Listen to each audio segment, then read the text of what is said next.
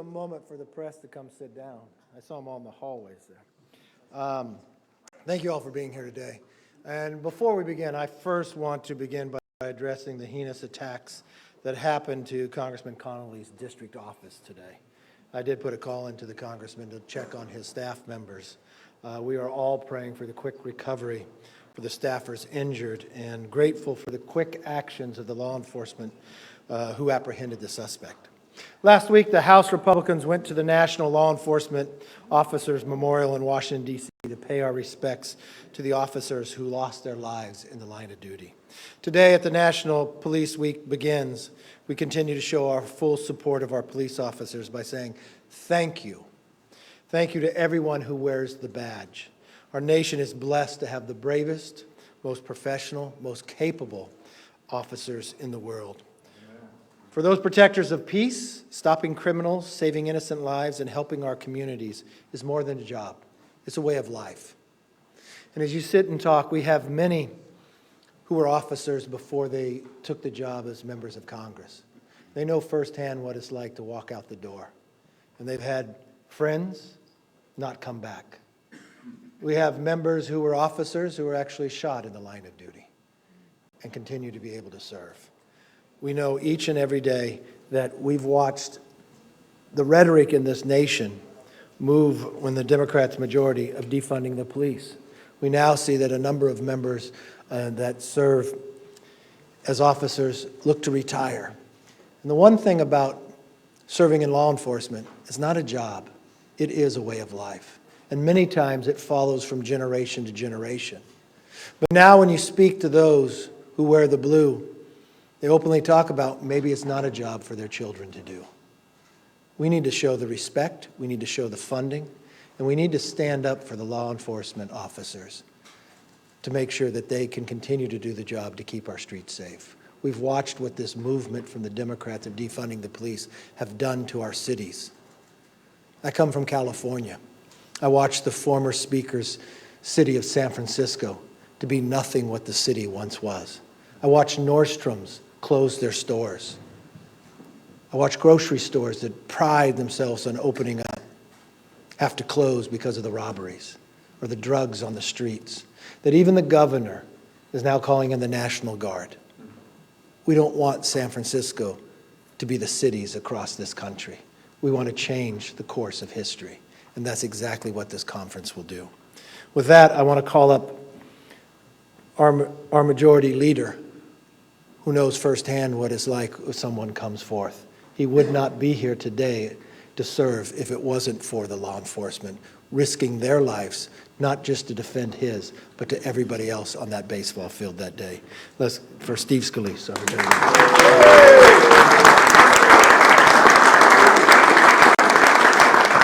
Thank you, Mr. Speaker. And every single day, I pray for our men and women in law enforcement. It is never lost on me that I wouldn't be here today if it wasn't for the bravery and heroism of those brave men and women in uniform. Of course, David Bailey and Crystal Griner with Capitol Police were with me that day of the shooting back in 2017. It wasn't just me. It was about a dozen other members of Congress that wouldn't be here either if they didn't step up and do what men and women in uniform do every single day. They take an oath to keep our communities safe.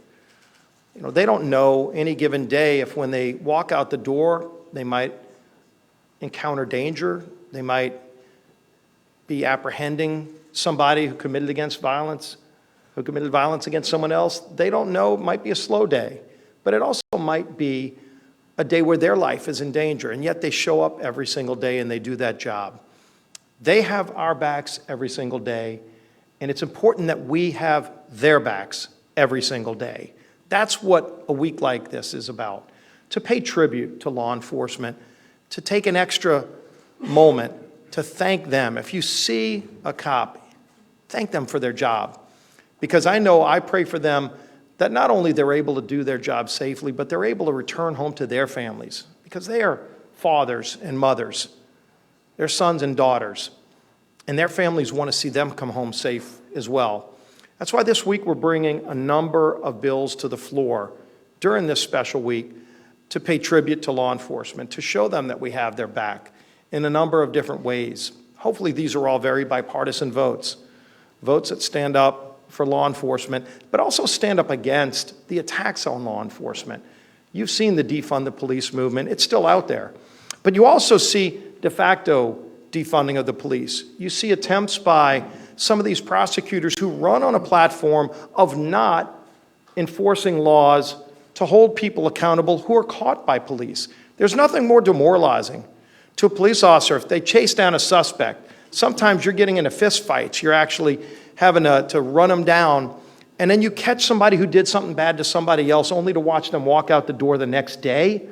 We saw that happening here in D.C., and we took action in our first weeks in the majority to say at least we have a constitutional ability to do something about it in D.C., and we said if somebody commits a violent crime, they're not going to walk out of jail the next day like D.C. was trying to do.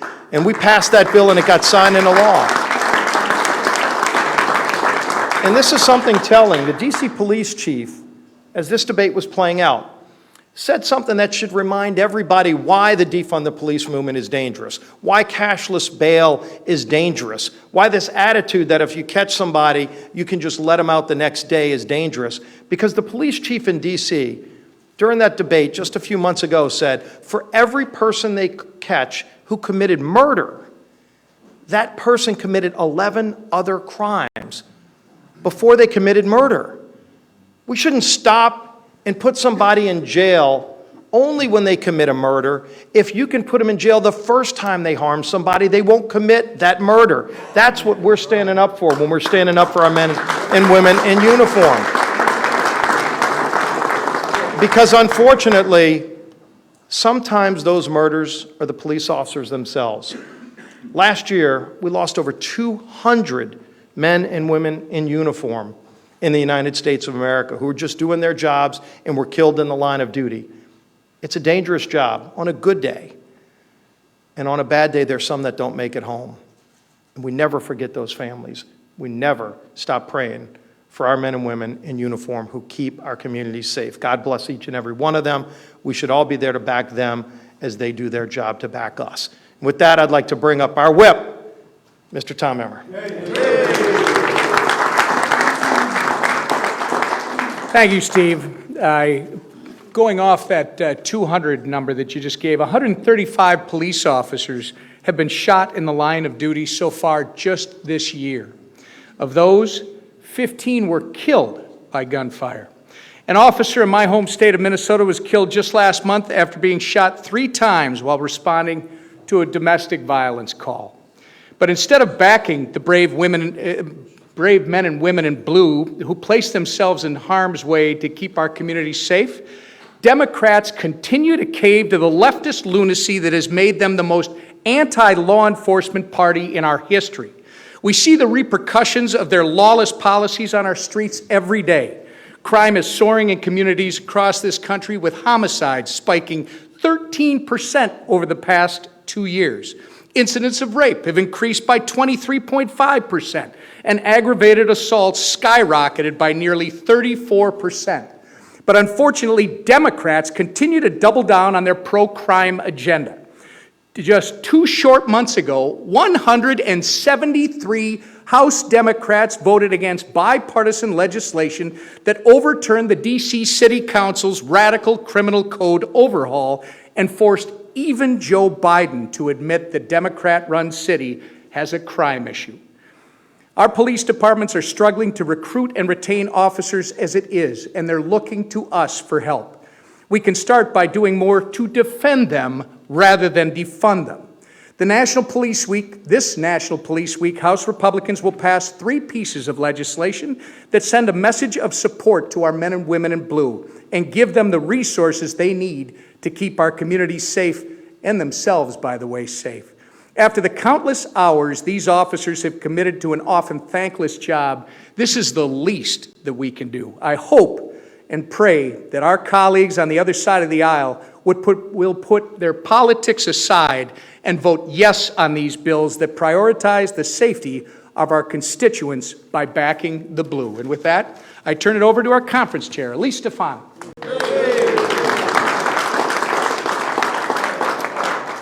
Well, thank you, Tom. It's a privilege to be here today for National Police Week. As the representative for New York's 21st Congressional District, I am proud to represent thousands of brave law enforcement officers who put their lives on the line to protect our upstate New York and North Country communities every day, 24/7. And I am always proud to back the blue. The Republican Party is the party of law and order, and this week we will consider several bills supporting our local law enforcement, including the Police Act of 2023, which was introduced by my fellow New Yorker, Congressman Andrew Garbarino. With the historic humanitarian, economic, and national security crisis occurring along our southern and northern border and the crime crisis across America, Congressman Garbarino's legislation holds illegal immigrants accountable for violence against law enforcement officers by making assaults against an officer a deportable offense.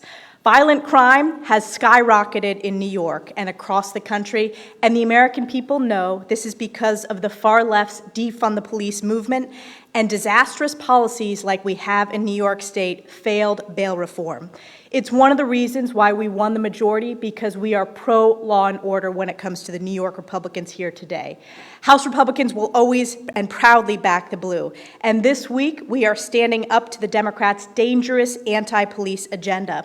And I'm so honored that in our conference, we have many retired law enforcement officers who bring their experience and expertise to the halls of Congress every single day. And I want to introduce one of those, Clay Higgins from Louisiana.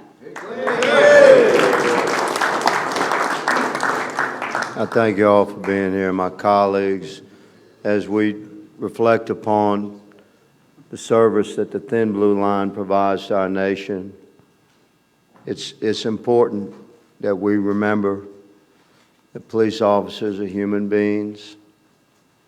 I was a military police officer in the Army and civilian cop for many years, patrol most of those years, SWAT operator for 12 years.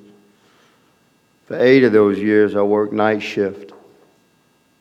My wife and I would have a brief period of time when she returned home from work before I left. And we had a little ceremony, and she would tell me goodbye for the evening. She'd say, "Be safe and come home." And I would tell her, "Don't worry about me, worry about the other guy." That was our little exchange, but it was in recognition to the clear fact that I might not come home. You see, ladies and gentlemen, when you put on a badge to serve your community, you're putting yourself in harm's way purposefully in defense of your community. So this week, when we honor my brothers and sisters of the Thin Blue Line as a nation, I ask you all to just reflect upon that simple fact. These men and women are American human beings with families, and they're serving their community because they want to, not because they have to. They feel driven to serve in such a manner. And I have a brief message for our communities from sea to shining sea. You government officials, let your police officers, let professional law enforcement do their job. Just let them do their job. Support them as they serve. And you district attorneys and prosecutors, when you have a righteous case presented to your office, prosecute. Do your job. It's a simple formula that if we'll follow as a nation, this trend of horrific crime that we're seeing across our country will begin to decline. As we rise, crime will fall. I thank you all for being here, and I'm honored to introduce my colleague, Pete. Where are you, Pete? Hey, come on, brother. Thank you very much. Yes, sir.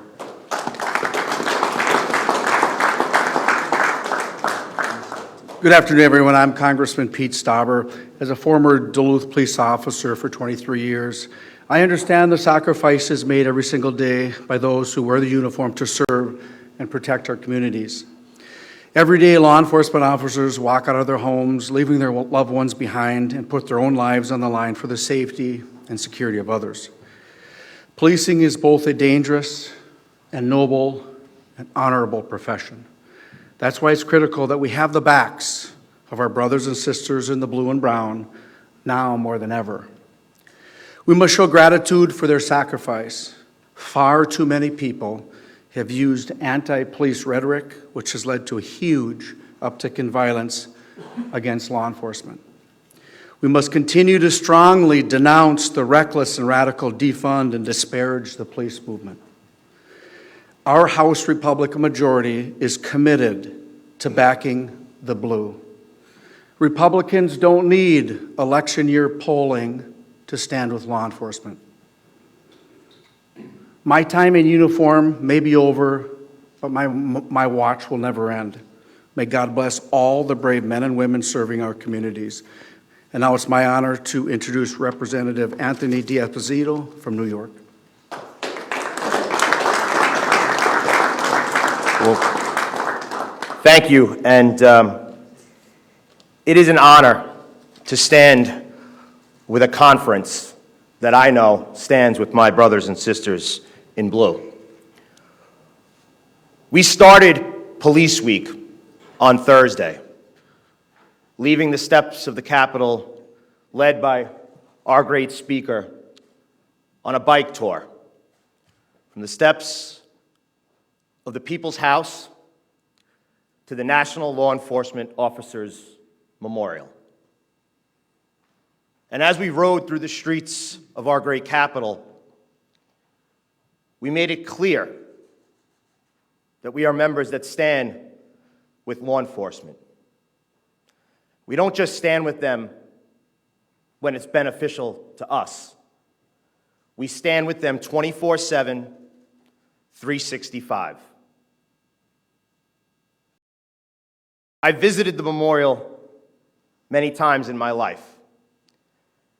And on Thursday, after the bike ride, on Saturday, I shared some time at the vigil with some of my colleagues that are here. Hearing the names of hundreds of men and women from every corner of this nation who made that ultimate sacrifice. They left their loved ones, they suited up, and they went out on the streets, never to return home again. And as we read and recited each and every name that was lost in 2022, I thought about the inscription at the Law Enforcement Memorial. And it was something that I mentioned on Thursday at the bike ride because I think it embodies everything that Police Week is about.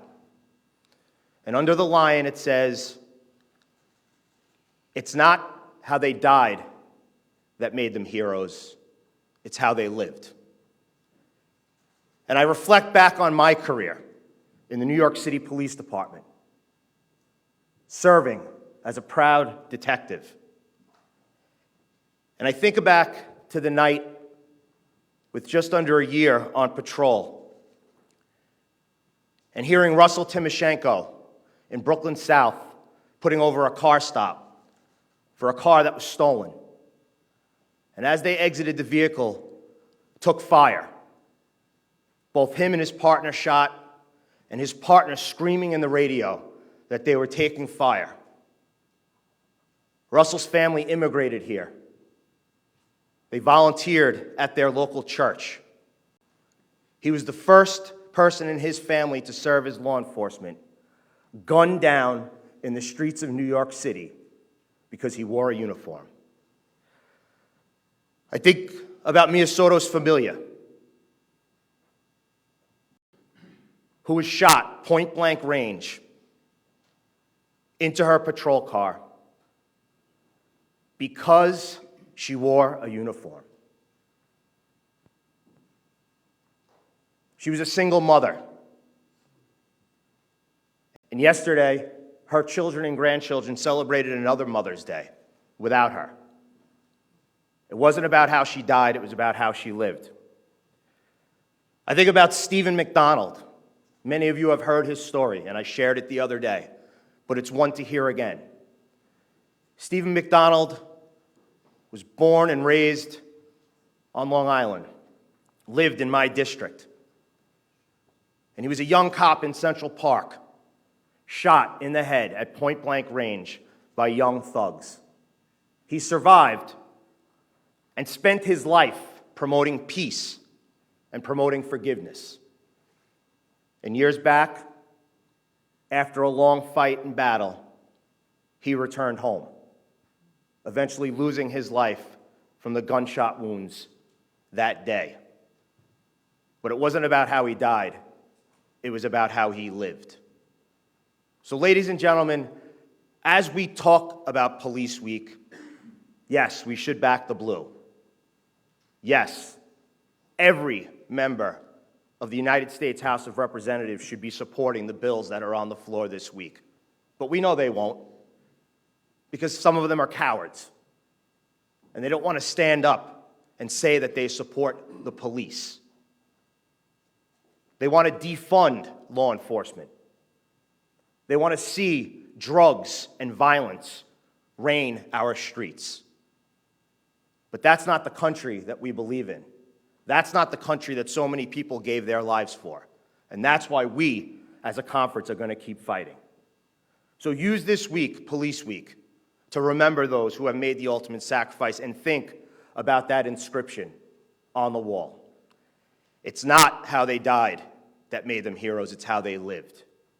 The New York City Police Department has a motto, Fidelis ad mortem, faithful unto death. Every member of law enforcement on that memorial that many of us will visit this week, they remained Fidelis ad mortem. I'd now like to turn it over to Representative Mike Ezell.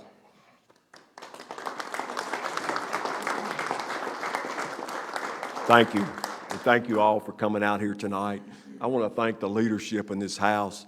Every one of you, every member in this House, you have shown nothing but support for our law enforcement since I have walked in here day one. I spent 42 years in police service, and I tell you, if I had to do it all over again, I'd do it again. Today is Peace Officers Memorial Day.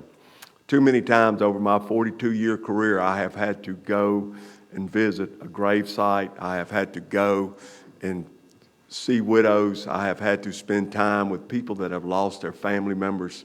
And let me tell you something, that's not something easy to do. But these men and women that have given their life up for the service of others so that you can sleep peacefully each night, they do that because they love this country. They love their community.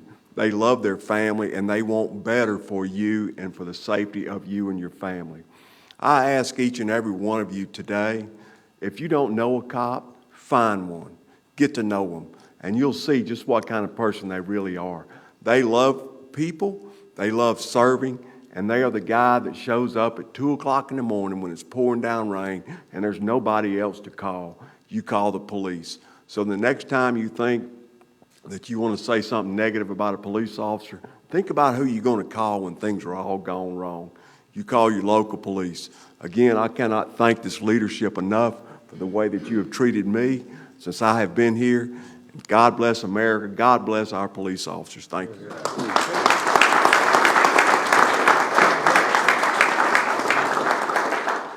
I feel very honored to serve in a group that a number have served.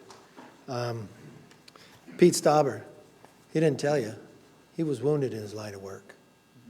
It wasn't a small shot. He got shot in the head, went back to do the job. D'Esposito, passion from the heart. He didn't show you the ring that he wears, but he never forgets the detective has never left his life. When we were at the memorial, we laid a wreath, and he talked the stories just what he talked here. I went over to lay a wreath for the Kern County Sheriff Officer, Philip Campus. He went to the same elementary school, same junior high as I did. I was a little older than him. His 2 young kids, talked to his wife just last week. He was on the SWAT team. And it's not a job. When I sat with the SWAT team, they went to a call, domestic dispute. father killing his family. He didn't wait around till it was safe for him to get out. He got out, saved a few family members, but gave his life doing it. His wife said, "Thank you for never forgetting." And that's really, we had a change in election. I hope you feel the change in Congress. That's what this is about. This is 1 week, but it's every day. And we walk across this country, I think you see it time and again. For every place that wanted to defund the police, you know they regret it. Doesn't matter where you live in the community, you want to be safe. And we're hopeful we can change the turn of what the damage they have done. And that's what this is all about. With that, I'm going to give CNN the first question because they were here early. I mean, your calls to fly back to blue. Do you believe the actions taken by the U.S. Capitol police officer who shot Ashley Babbitt were appropriate, or do you think that he was acting like a thug in the words of the former president? Well, you've asked me this question before, and we've answered it many times there. When you look at it, he had a job to defend this Capitol, and that's what he was going through doing. Yes. Can I get two questions, one on this, one on another? You were late, but okay. On this topic, do you support giving line of duty benefits to police officers who die by suicide in uniform? Well, most police officers are not federal police officers. They're in working for the city and the counties, and they usually make that decision. But we see the job time and again, especially when people are out there saying defunding the police, the suicide that is happening and rampant throughout. I think we need to make sure we're interjecting to protect these individuals not to have the suicide. So from a federal end, it's not a place that we vote on, but from a state level. But I think from a federal end, we should be looking at this, and it's also coming in when you think about law enforcement. If you've been to the border, our border agents, suicide is up high because the pressure they're under, the job they're not able to do, where they're being put off. I was just down there a couple months ago, and it was one of the #1 topics that another suicide had happened that day. I think we've got to start looking at how can we interact earlier to protect them. On our own Capitol police officers, I would go bike riding with a number of them, and suicide is high within our own Capitol Police. So yes, I would seriously look at that because it's a part of the line of the duty. Great. And second question, would you say that President Biden is now negotiating on the debt limit? Well, let's just look at the facts. We have a meeting tomorrow with the 4 leaders talking about the debt ceiling. We'll have staff in a room talking about the debt ceiling. I don't know what he calls that, but everybody else would call it negotiating. Do you have, just now that these meetings have broken up for the day, or close to, do you have any update how you feel about negotiations? Look, if we were sitting in the room that we were today and it was February, I'd feel good about it. We just had our secretary say June 1st we could run out of money. We only have so many days left. The president decided to wait 100 days before he would negotiate. He treated this the same way he treated the border. He wanted to ignore the problem. When I became Speaker, one of the first things I requested is a meeting with the president. And I only got the meeting on February 1st. And I wanted to sit down with him to talk about how could we solve the debt ceiling problem, curve the way we've been spending money, find places we can save for the taxpayers. I mean, who would think if you appropriated COVID money that sat there for 2 years, that you passed a bill that the pandemic is over, that you could pull that money back with savings? What about growing our economy? Instead of watching our energy bills go up and the stock market go down, what about having the stock market go up where retirement accounts go higher, where you have more money in your pocket because your energy costs are less? What about the idea of helping people get back into the workforce because the supply chain will be better, the work requirements, helping people work? All of that I felt would be very positive. I talked to the president about it back then. He wanted to ignore us. And the only body in all of Congress are the Republicans who raised the debt ceiling. And we did it way in advance before Janet Yellen told us when the deadline was, because we didn't want to be here. So no, I don't think we're in a good place. I know we're not. This ignoring the problem, thinking it's going to go away, he could bumble his way just into a default like he did on the border. That's what we didn't want to have happen. So we raised the debt limit. We're protecting. I don't know, maybe his secret plan is to wait till the last minute and pass our bill. I'm okay with that. What does this meeting tomorrow, what does a successful meeting look like to you? What would need to happen to make you feel a little bit better about it? They would have to get serious about negotiating. They would have to really talk about where they're going to go. Look, the way the founders designed this whole government, the House takes an action, the Senate takes an action, you go to conference, the president decides he's going to sign it. Unfortunately, only one House has taken action. But it seems to be a continual pattern. When D.C. wanted to decriminalize all the actions, the House took an action, the president said he'd veto it, 170-some Democrats voted against it, and then it passed the Senate against Schumer's beliefs, and the president signed it.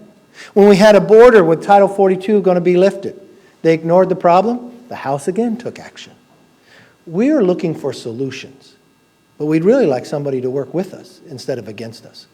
Yes, sir. You mentioned the border. Yes. Some members of the conference have expressed support for including border security measures within the debt ceiling bill. Is that something you support? Look, I think the president, I told him early on, if he finds some other policies that we can put in to make the country safer, make it stronger, I'm more than willing to talk about that. I'm just not sure in the Senate, they haven't passed anything, but I can't say that. They did name March Maine Maple Syrup Month. So if Schumer needs to put that into, I'll look the other way.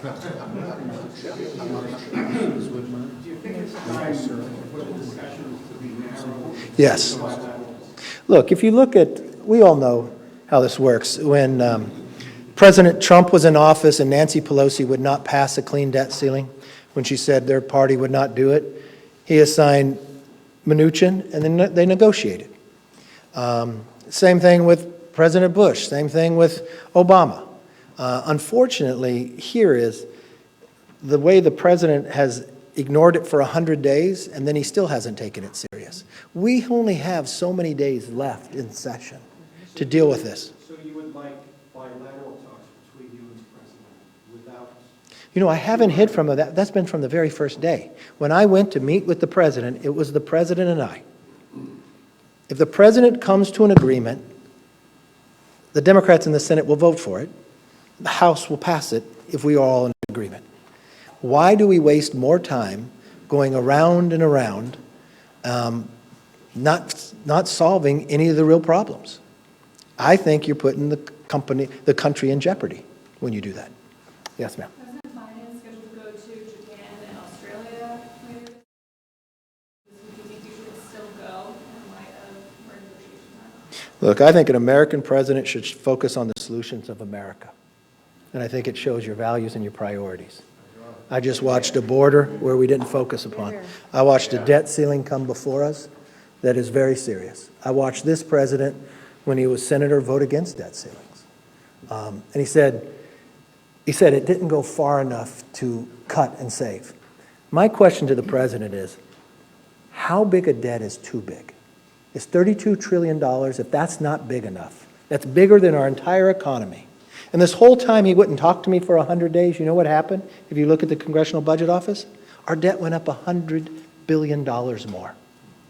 How much more do you want to charge every new child born in America?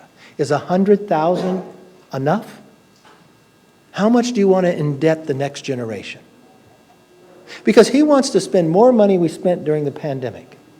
He looks at the next 10 years. We will pay $10.5 trillion in interest. But historically, since 1940 until today, those 83 years, we only paid $9 trillion. He wants to continue to spend the next generation's money. So the real question is, what will he prioritize? What are his values? And how much is too much? You know, what was interesting, I've been through a lot of hearings as members of Congress, and I remember years ago, the Joint Chief came to a hearing, and they asked him, what is the greatest threat to our nation? He didn't say Russia. He didn't say China. You know what he said? Our debt. Every great society has collapsed when they've overextended themselves.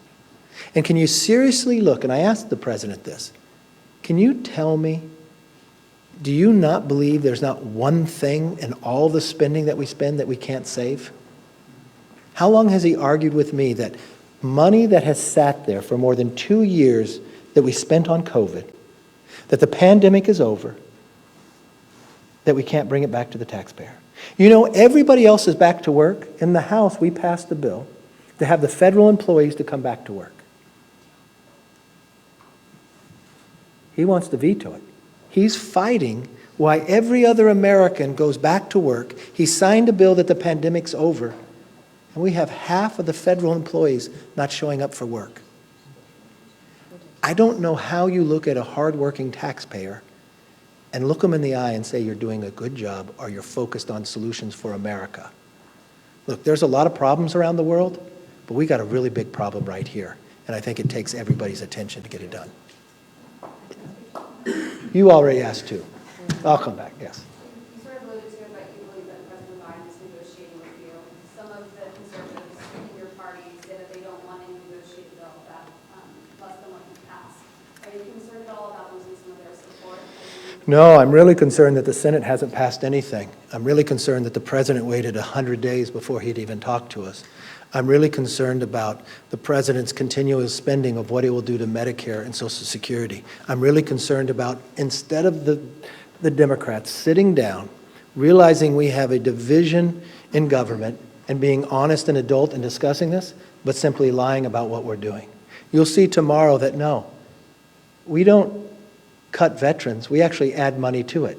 The only veterans got cut was this weekend when they got removed from their hotel rooms. So the president would move those who have crossed into this country illegally and take the rooms away from people who are Bronze Stars, who are Purple Hearts. I think that's wrong. So no, that concerns me. Yes. When you meet with the president tomorrow, what are your demands or your... My demands? Yeah, well, what's your message going to be to the president tomorrow? What is Mr. President, of this meeting? well, the president's called the meeting. I told the president I'll meet him anytime he wants to. I will tell him is time is of the essence. And it's very simple. We want to limit, save, and grow.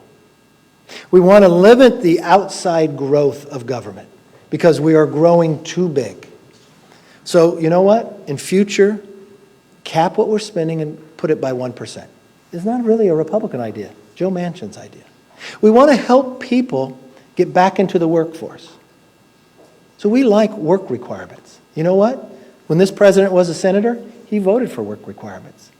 It's shown statistic after statistic. It puts people back in. It helps them earn more. And you know what?